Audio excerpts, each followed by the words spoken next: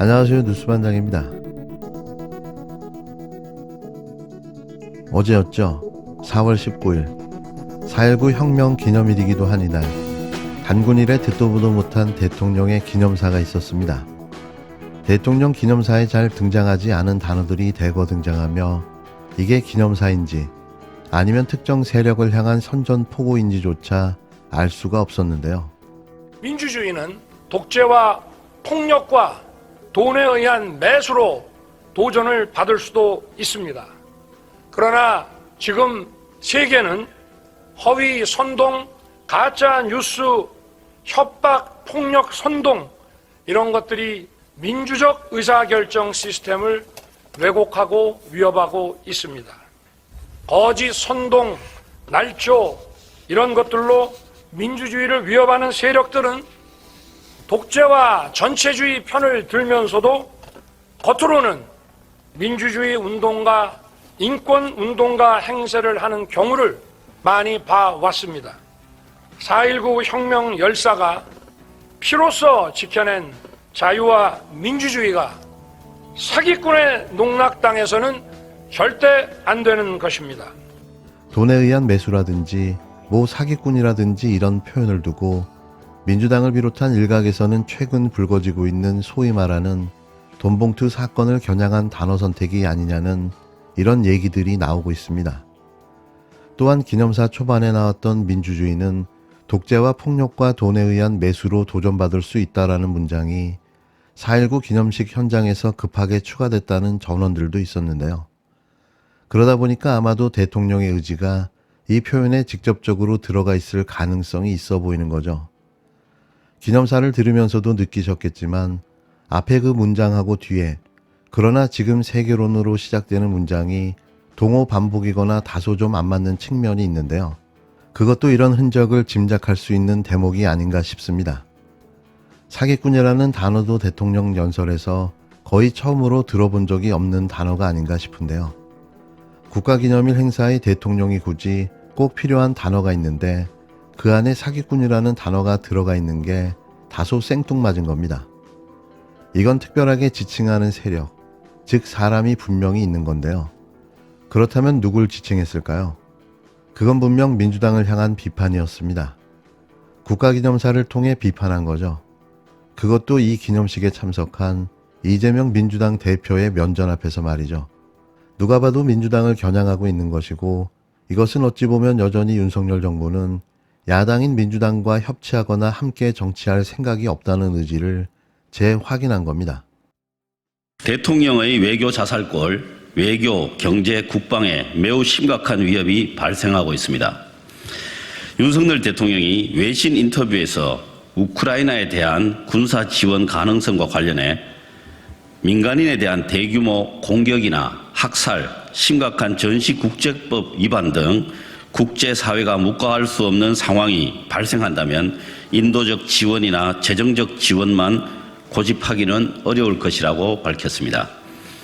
오랜 세월 지켜온 분쟁지역 살상무기 공급 불가의 외교 원칙을 무너뜨리겠다는 것입니까? 한국과 러시아 수교 후 30여 년간 발전해온 동반자 관계가 적대국으로 돌아설 위기에 직면했습니다. 우리나라 교육비 중 10위권을 차지하는 러시아 내 150여 개 우리 기업의 큰 경제적 손실을 자초할 상황입니다. 윤석열 대통령이 밝힌 외교 안보는 민생과 직결되며 모든 외교의 중심은 경제라는 말이 무색합니다. 우크라이나의 155mm 포탄 30만 발 반입에 이어 50만 발 추가 대여 보도가 나오면서 우리 국방에도 심각한 안보 구멍이 발생하는 것 아니냐는 우려가 나옵니다. 윤석열 대통령은 아마추어보다 못한 외교 전략으로 우리나라를 어디까지 위기에 빠뜨릴 작정입니까? 12년 만에 미국 국빈 방문을 앞둔 시점에 이런저런 문제들이 자꾸 불거지는 이유는 무엇입니까? 이미 미국의 약속이라도 한 것입니까? 러시아의 반발을 잠재울 확실한 대안이라도 있습니까? 우리나라의 외교, 경제, 국방에 매우 심각한 공백이 예상됩니다. 이런 상황에서 윤석열 정부가 한미 정상회담을 통해 명확히 뚫고 나가야 할 과제들을 제대로 해결하고 올 수 있을지 심히 우려스럽습니다. 윤석열 정부는 더 이상 밀실의 결정을 외신에 흘러나오게 하는 작태를 멈추십시오. 한미 정상회담 이전에 모든 일을 소상히 국민에게 밝히고 우리나라의 외교, 경제, 안보 공백에 대한 대책을 마련하길 바랍니다. 대통령실은 러시아가 우크라이나 무기 지원 가능성을 시사한 윤석열 대통령의 발언에 전쟁 개입을 뜻한다고 언급한 데 대해 코멘트하지 않고자 한다고 밝혔습니다. 대통령실 대변인은 19일 언론 공지에서 러시아 대통령실 대변인의 언급은 가정적 상황에 대해 이야기하는 것이라고 서둘러 입장을 밝혔는데요. 이어 윤 대통령의 로이터 통신 인터뷰 내용을 정확히 읽어볼 것을 권한다고도 설명했습니다. 소위 말해 대통령의 아무 말 대잔치로 사고 친 걸 참모들이 서둘러 수습하고 진화하는 모양새인데요. 이 정부는 매번 이런 식인 거죠. 취임 후 여태까지 이런 행태를 무한 반복하고 있는 겁니다. 대통령실은 윤 대통령이 인터뷰에서 우리 정부가 한러 관계를 고려해 적절한 조치를 취할 것이라는 점과 함께 민간인에 대한 대규모 공격이라든지 도저히 묵고할 수 없는 대량 학살들의 사안이 발생한다면 우크라이나를 어떻게 지원할지 검토할 수 있다고 언급했다고도 덧붙였는데요. 로이터와 인터뷰 내용이 공개된 상황에서 말도 안 되는 변명과 해명으로 또 우기기 시작한 겁니다. 그런 뜻이 아니었다. 나의 발언 취지가 왜곡됐다고 말이죠. 앞서 로이터와 리어 노보스티 통신 등은 러시아 대통령실 대변인이 윤 대통령의 발언을 두고 무기 공급 시작은 특정 단계의 전쟁 개입을 간접적으로 뜻한다고 경고했다고 보도했는데요. 이런 결과가 나올 줄 몰랐을까요? 머리는 생각하라고 달려있는 겁니다. 대통령실은 확대 해석을 경계했지만 이런 윤 대통령의 발언에 대해 러시아에서 곧바로 반발이 나왔습니다. 러시아는 한국이 우크라이나에 무기를 지원한다는 건 분쟁 개입을 의미한다고 밝혔는데요.